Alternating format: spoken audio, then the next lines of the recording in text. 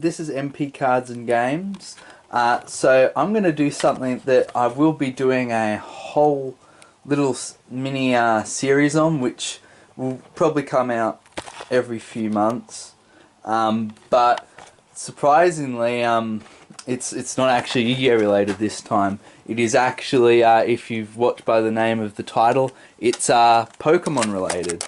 And what we're going to be doing for this first episode is reviewing the Gen 1 Pokemon games, or at least the ones I've played, which are Red, Yellow, Blue, and this is my actual cartridge, which I got a few years back, and I've got an actual Game Boy Color. Unfortunately, I will not be having footage of this one, and for my most recent playthrough I used the Virtual Console, just because these A and B buttons stopped working, but I had played through the whole game on the original first. But I would say that the Virtual Console is very, very similar to this version. There's not much different, except you got a few more buttons, but yeah, it's pretty faithful to the original, Red. So I have played the original Red. For people saying, "Oh, you haven't played the original," yes, I have, and I've played Yellow as well. So I've technically gotten Red twice, and then I've gotten Yellow.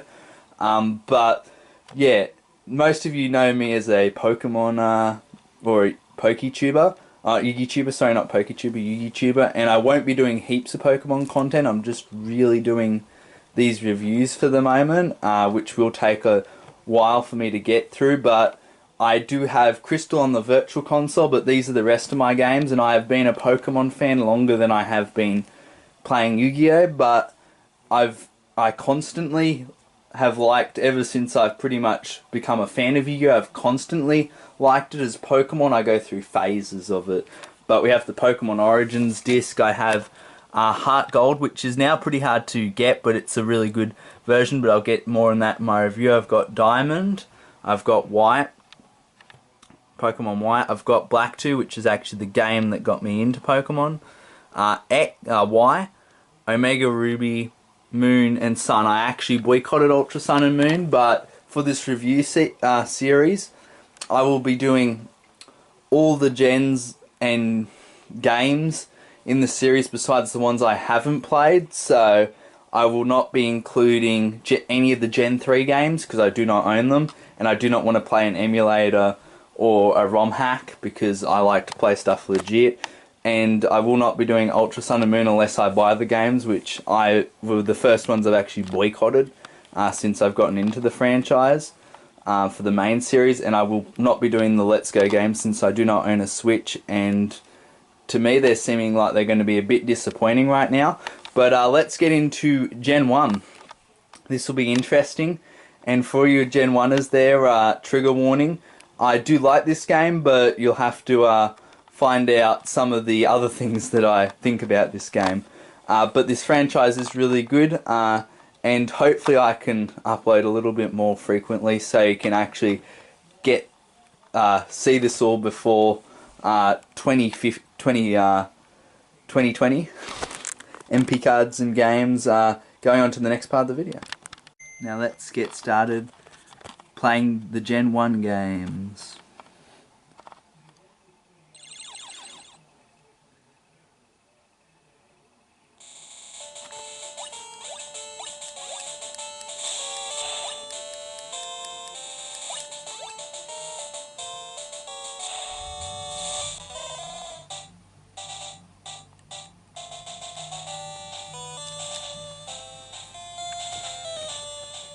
So this is MP Cards and Games. So in Pokemon Red, Blue, and Yellow, you play as the protagonist, which you can name yourself.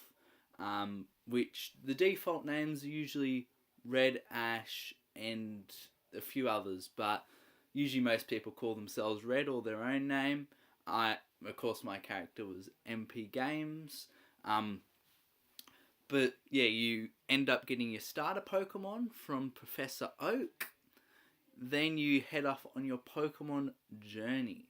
So you have the choice between Charmander, Bulbasaur, or Squirtle. But in the case of Pokemon Yellow, you only get Pikachu. But then in yellow later on in the game, you get all 3 starters. So that was one thing that is really cool about getting yellow compared to getting other versions. And yellow tries to play a little bit more like the anime, but the only thing that it really plays the anime more is it has Jesse and James of Team Rocket, and it also gives you all the starters. But yeah, first of all, for graphics, for a game that was made for the original Game Boy, the graphics are not too bad, and they end up being pretty similar for the franchise until the Gen 3, which again I'm not really going to be doing, just because I don't own any Gen 3 game. But yeah, you'll battle your rival as well, and his name can be Blue or whatever you call him. Most people might call him Arsfart or something, or some mean name, because he's the rival that will always be one step ahead of you, and even if you keep on beating him in the battles. And he's one of the only characters that you will constantly rebattle on parts of your journey. I do not have gameplay footage of some of the stuff I'm speaking to, but I am fighting a gym. Just because I'd already had one playthrough of Yellow and I had a playthrough of Red, but I was also halfway through this one, and restarting the game would have been very annoying to restart. But the game is good for its time, and it did need to start off not the best. It did have to start off like this because it was cramped. It took several years to actually make. It took, like, I think it was 1988 when they started development on this, on the first Pokemon game. So they had a lot of problems, but one of the fun things about the game is the glitches. Like, through most of my playthroughs of Red, Yellow, I've done the Missing No glitch, and I've done the Mew glitch, just because it's fun to fight through the game with level 100s and like weird Pokemon that you couldn't really do in other gens, just because the glitches aren't that absurd. But the glitches, not like a game like Sonic 06, they don't take away from the experience of the game. I don't really see that it did need improvement, which the next games hopefully will bring. But it's a fun experience so far that I've seen. It's a pretty fun experience. The battling style is pretty much, you have your different types, which if you played Pokemon, you have, like, in this gen you don't have the dark type, you don't have the steel type, and you don't have the fairy type.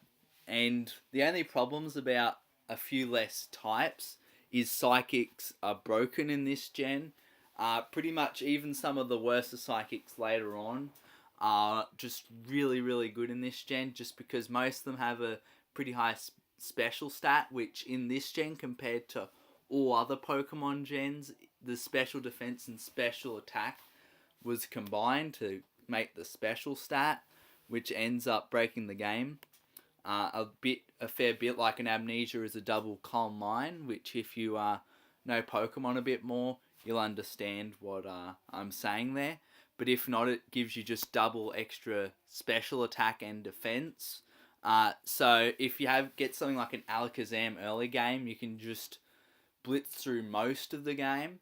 And that's where future installments will improve on, where the psychic type isn't absolutely broke, because there's only 3 ghost types in the game, and they have no attacking moves besides Lick, and they're poison, so they're also weak to as well psychic. And bugs are in the game and super effective against psychics, but bugs in this gen are bad, and there's no good bug type moves in Gen 1. But the turn-based style is fun. It gives you a bit of more of a challenge compared to some of the newer games, which can be fun. Yeah, but also in your story, you'll fight this evil team, Team Rocket, which like to steal Pokemon from people. In Yellow, you'll fight more often Jesse and James and Grunts, but in the Red and Blue, you'll fight Grunts. Then you'll end up meeting them at several occasions, their base, and then you'll battle their boss. Then you'll meet them at Silphco, where they take over the Silphco Tower. Then you'll beat the boss, and now I'm fighting the boss for the last time. He's actually, surprisingly, spoiler alert, the last gym leader. So the boss of Team Rocket is the last gym leader of the game, but you do have 7, and they're all over the region, and you got to battle them. But in this game, which is really nice, a few of them you do have to battle in a certain order, but quite a lot of them, when you get to the middle of the game, you can choose which order you battle them, which newer games don't do as much, which would be fun to have more of a return, so it's more open world. But yeah, gym leaders, once you beat them, they'll allow you to have higher levels of your traded Pokemon obey you. They'll also give you TMs, which are items that you can use to give certain Pokemon moves that they might not learn from level up, which you can also find in game, and other people give you TMs. Then there's also these things called HMs, which are needed to progress through the game, such as Cut, Surf, Strength, and I think that's all in this gen. Cut, Surf, Strength. Yeah, I don't think Rock Smash comes until later, but they're probably one of the more annoying things about Pokemon games going on. But in this gen, they're annoying, but they're not that annoying, just because there's not that many of them you actually need to progress through the game. Also, the game, this is where I'm going to go into some of the more complaints.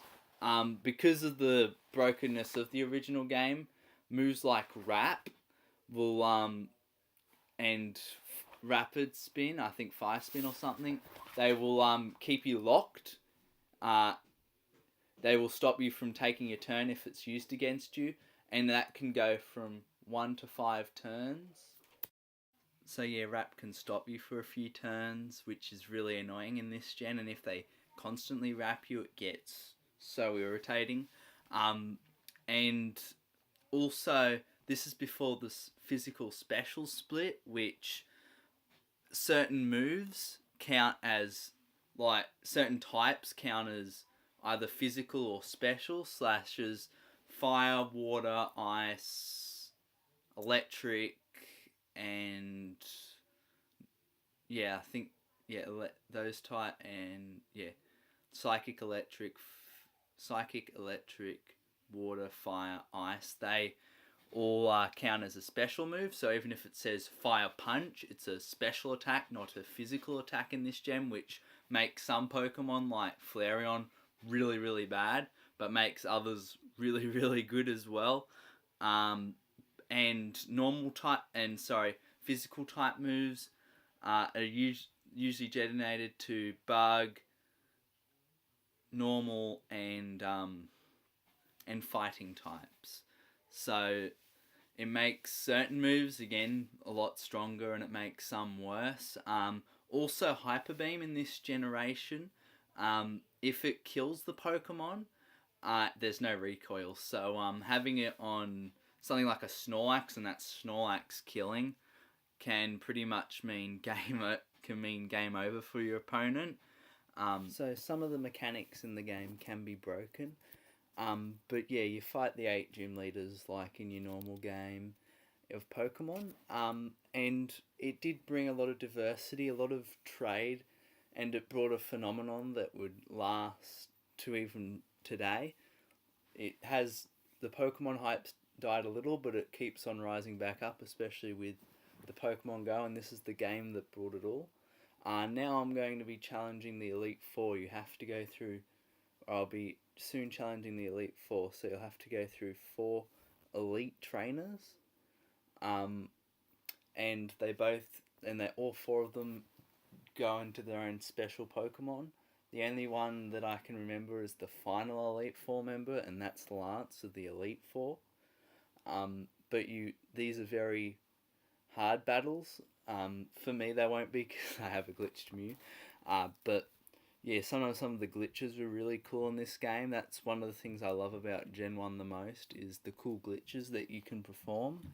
So the cool glitches you can perform is get certain special Pokemon that would be hard to get by other means, but I'm not going to say glitching's easy because sometimes it's taken me several attempts and it can corrupt your save file. It won't destroy your game, it just corrupts your save file sometimes. But there's some really awesome glitches like walk through walls. I haven't done walk through walls, I've mostly done it to get my special Pokemons. And then we're fighting the first Elite Four member. I think it's Lila, the Ice type. The Ice type one, or Laura. Yeah. But yeah, it's a really fun game, but it is really frustrating sometimes when you do get into traps in the game, like when they do rapid spin, like I mentioned earlier. I feel like first gen was definitely necessary. Could be improved. But yeah, it's a fun game.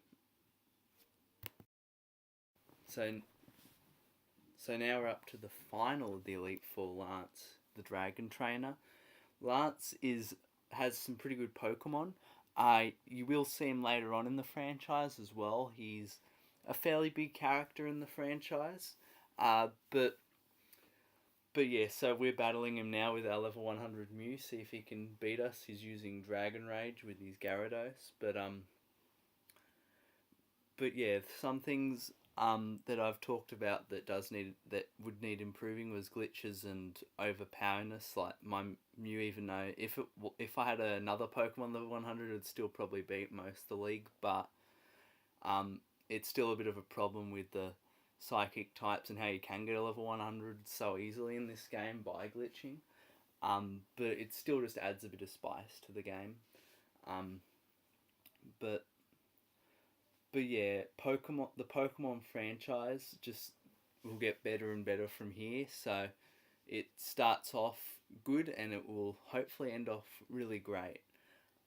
But as we have Lance almost down, he's up to his last two Pokemon, Aerodactyl, and his last one will be Dragonite, I'm pretty sure, yeah.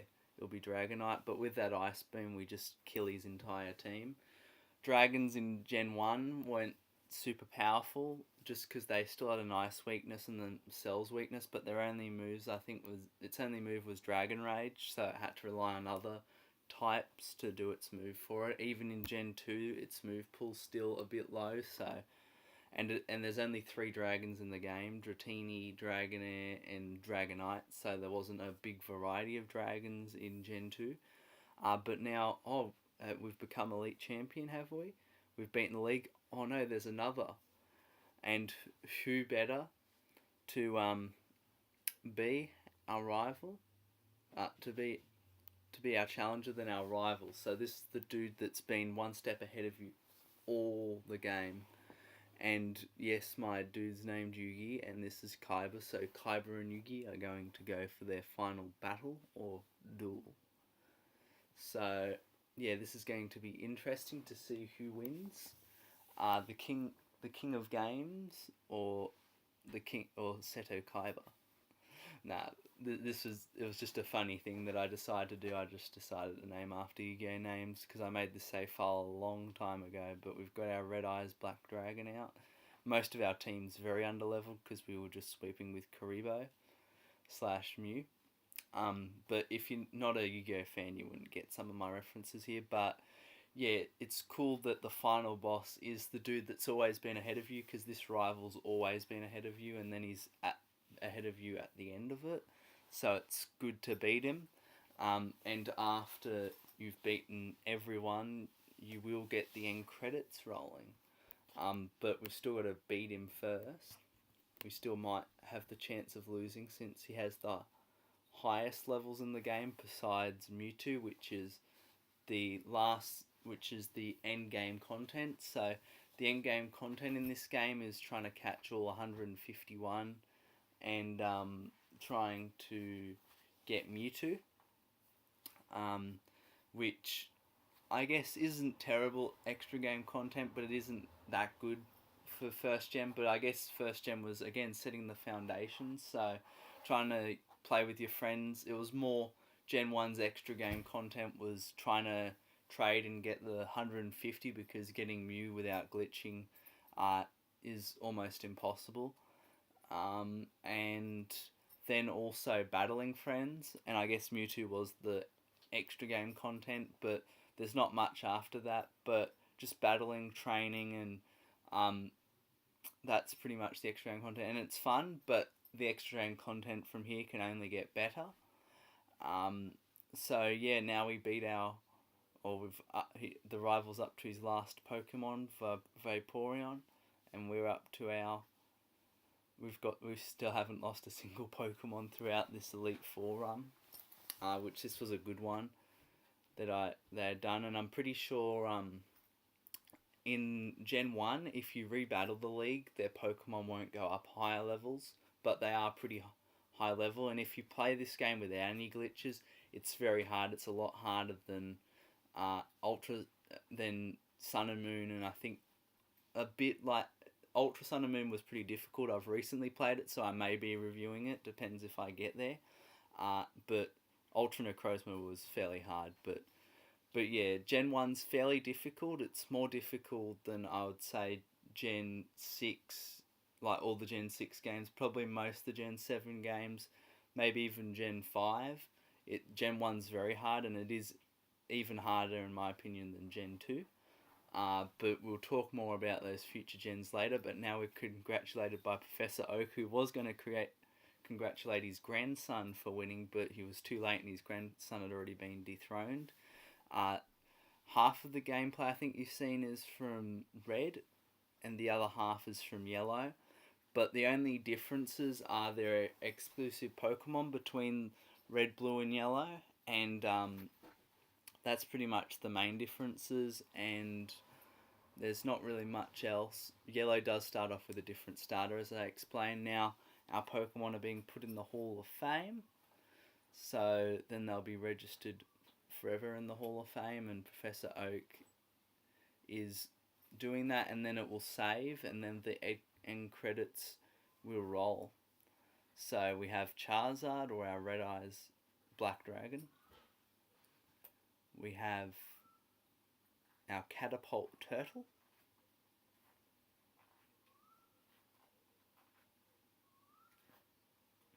We have Karibo.